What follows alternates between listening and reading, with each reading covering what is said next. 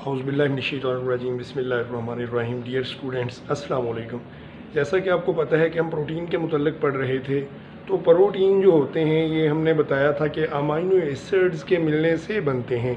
एक amino acid का general formula जो होता है वो भी अपने प्रीवियस लेक्चर में हम बता चुके हैं। तो आज हम एक डाई पेप्टाइड फॉर्मेशन के मुतल्लिक़ पढ़ेंगे कि डाई पेप्टाइड किस तरह से बनता है। दो अमाइनो एसिड जो हैं एक दूसरे के साथ जब लिंक करते हैं तो इनके लिंकेज की वजह से डिहाइड्रेशन रिएक्शन होता है, वाटर मॉलिक्यूल रिलीज़ होता है और वाटर मॉलिक्यूल रिलीज़ होने के साथ पहले वाला अमाइनो एसिड जो होता है उसका कार्बन दूसरे वाले अमाइनो एसिड के नाइट्रोजन के साथ लिंक कर जाता है और पेप्टाइड बॉन्ड वजूद में आता है। CN बॉन्ड को पेप्टाइड बॉन्ड कहा जाता है। तो अमाइनो एसिड का जनरल फार्मूला पहले हमने ड्रा किया था। आज हम एग्जांपल देखेंगे एक डाई पेप्टाइड की। तो यहाँ पे हम पहले नंबर पे ग्लाइसिन लेंगे, तो इसमें स्ट्रक्चरल फार्मूला उसका लिख लेंगे।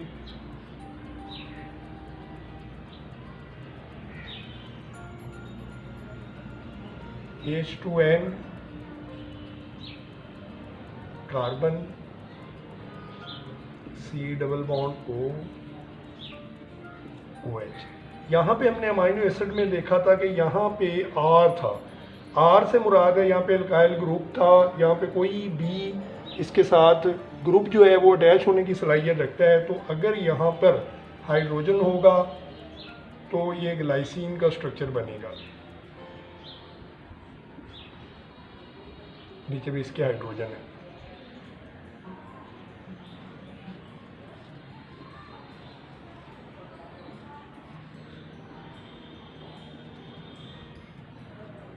ये एक अमाइनो एसिड है। जब रिएक्शन होगा दूसरा अमाइनो एसिड जो सेम होगा लेकिन सिर्फ इस ग्रुप का फ़र्क होगा,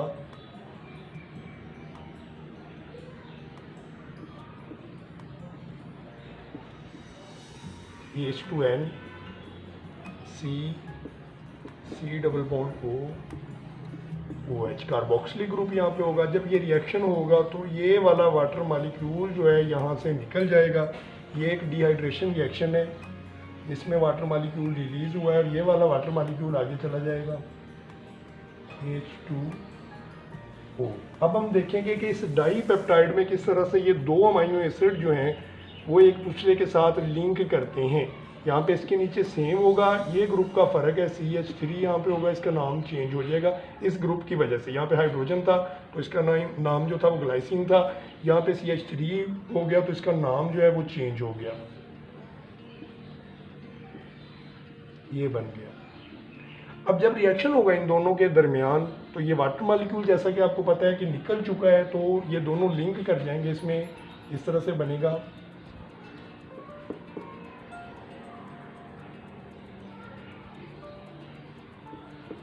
H2N C double bond, sorry यहाँ पे H होगा, यहाँ पे भी H, C double bond O, और यहाँ पे ये कार्बन जो होगा ये अगले के नाइट्रोजन के साथ मिल जाएगा। इसमें से नीचे वाला इसका हाइड्रोजन जो था वो निकल चुका था, जैसा कि हमने यहाँ पे देखा, यहाँ पे OH और H निकल गया था। यहाँ पे OH और H खत्म हो जाएगा, इसके ऊपर इस तरह से हाइड्रोजन चला जाएगा C डबल बॉन्ड OH,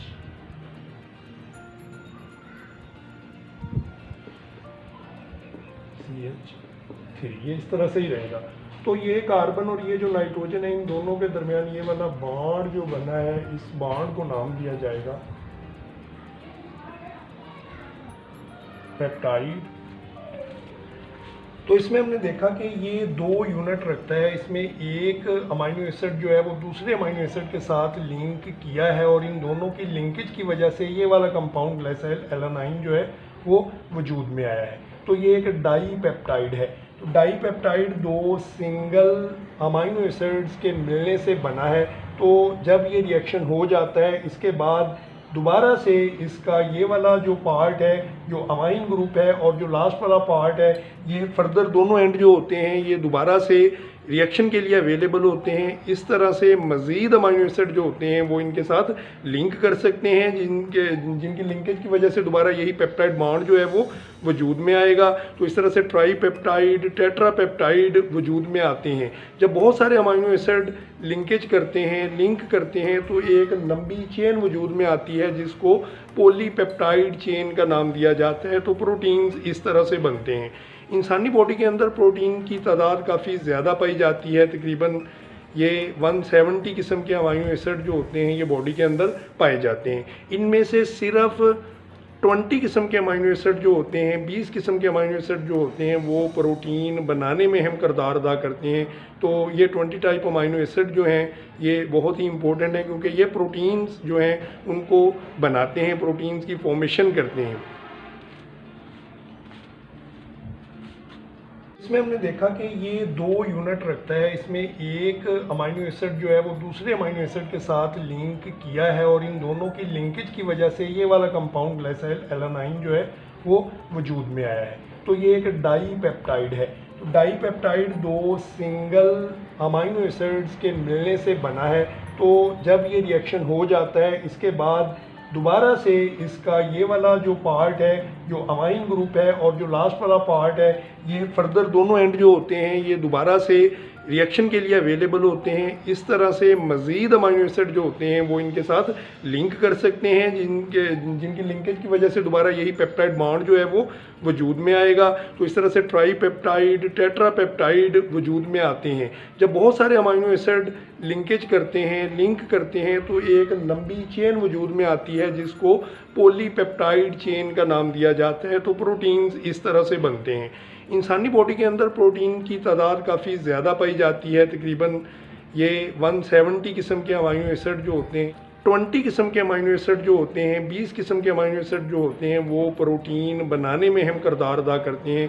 तो ये 20 टाइप अमाइनो एसिड जो हैं ये बहुत ही इंपॉर्टेंट है, क्योंकि ये प्रोटीन्स जो हैं उनको बनाते हैं, प्रोटीन्स की फॉर्मेशन करते हैं। तो प्रोटीन के स्ट्रक्चर में पहले नंबर पे प्राइमरी स्ट्रक्चर प्रोटीन का आता है। प्राइमरी स्ट्रक्चर को हम इस तरह से डिफाइन कर सकते हैं।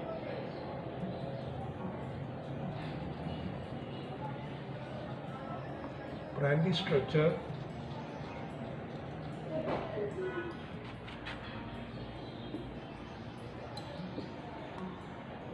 and sequence of the amino acid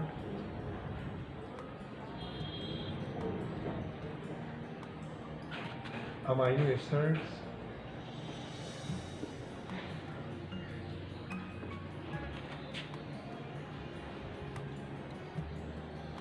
in a protein molecule।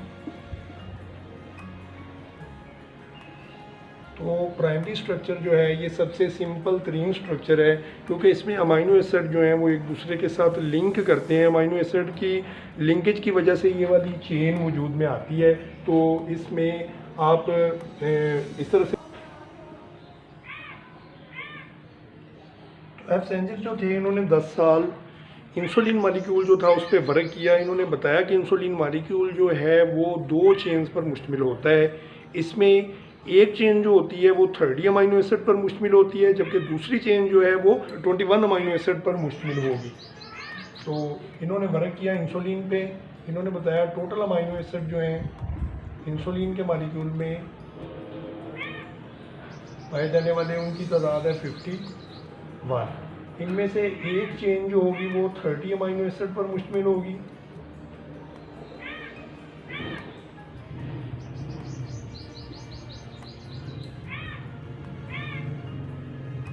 जबकि दूसरी चेन जो होगी वो 21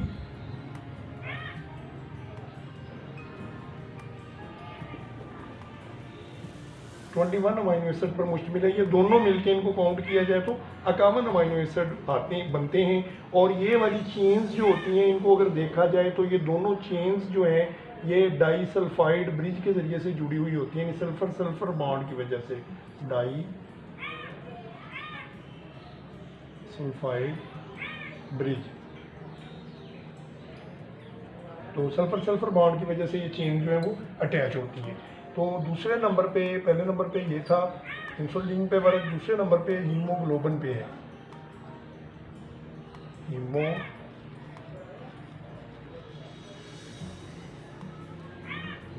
मॉलिक्यूल। हीमोग्लोबिन मॉलिक्यूल पे जब वर्क किया गया, हीमोग्लोबिन जो होती है ये एक प्रोटीन का नाम है जो ब्लड के अंदर पाई जाती है। ब्लड क्योंकि ऑक्सीजन को कैरी करता है और बॉडी के अंदर इसकी ट्रांसपोर्ट करवाता है, ऑक्सीजन बॉडी के हर टिश्यू के लिए इंपॉर्टेंट होती है। तो हीमोग्लोबिन का ये काम है कि ये बॉडी के अंदर जो ऑक्सीजन होती है इसको लेके जाती है। तो हीमोग्लोबिन के मॉलिक्यूल को जब स्टडी किया गया तो पता चला कि इसमें पाए जाने वाले अमाइनो एसिड जो है उनकी तादाद है 574। 574 अमाइनो एसिड जो हैं वो हीमोग्लोबिन के अंदर पाए जाते हैं। इसमें दो चेन्स होती हैं, एक अल्फा चेन्स होती हैं और बीटा चेन्स होती हैं। दो किस्म की चेन्ज होती हैं। हर अल्फा अमाइनो एसिड जो होते हैं, अल्फा चेन जो होती है वो 141 यानी 141 अमाइनो एसिड पर मुश्तमिल होती है और हर बीटा चेन जो है वो 148 अमाइनो एसिड पर मुश्तमिल होती है। तो इन टोटल को जमा किया जाए, दो ये चेन्स होंगी 141 की और दो ये चेन होंगी 148 की। ये मजमूई तौर पे 574 मॉलिक्यूल बनते हैं। तो इस तरह से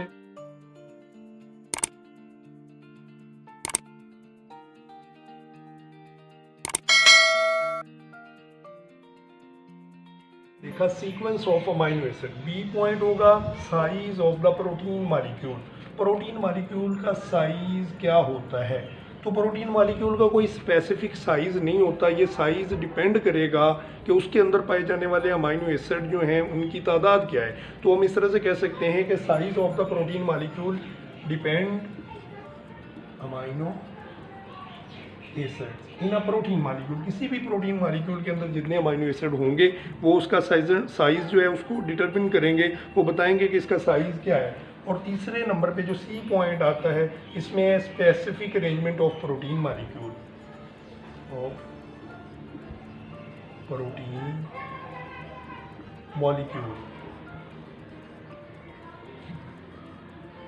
तो specific arrangement of protein molecule जो है इसको हम इस तरह से एक्सप्लेन करेंगे कि इंसानी बॉडी जो है उसके अंदर तकरीबन 10,000 के करीब अमाइनो एसिड जो हैं वो पाए जाते हैं। तो ये वाले अमाइनो एसिड जो हैं ये बॉडी की नेसेसरी वर्किंग के लिए ज़रूरी होते हैं। ये बॉडी के अंदर डिफरेंट फंक्शन सर अंजाम देते हैं, जैसा कि इनके फंक्शन पहले हम डिस्कस कर चुके हैं।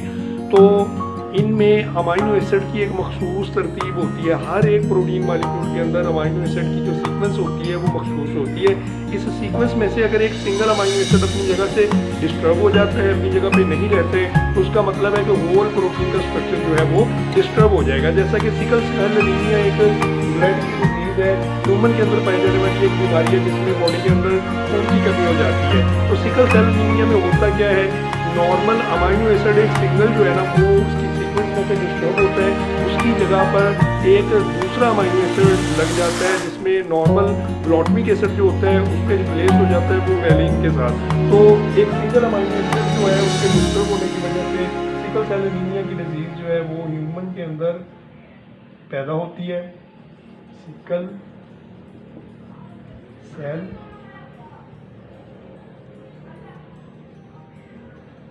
एनीमिया। तो सिकल सेल एनीमिया एक ऐसी डिजीज़ का नाम है जो ब्लड की डिजीज़ है और ये सिर्फ एक सिंगल अमाइनो एसिड के अपनी जगह से हट जाने की वजह से प्रोड्यूस होती है, बनती है।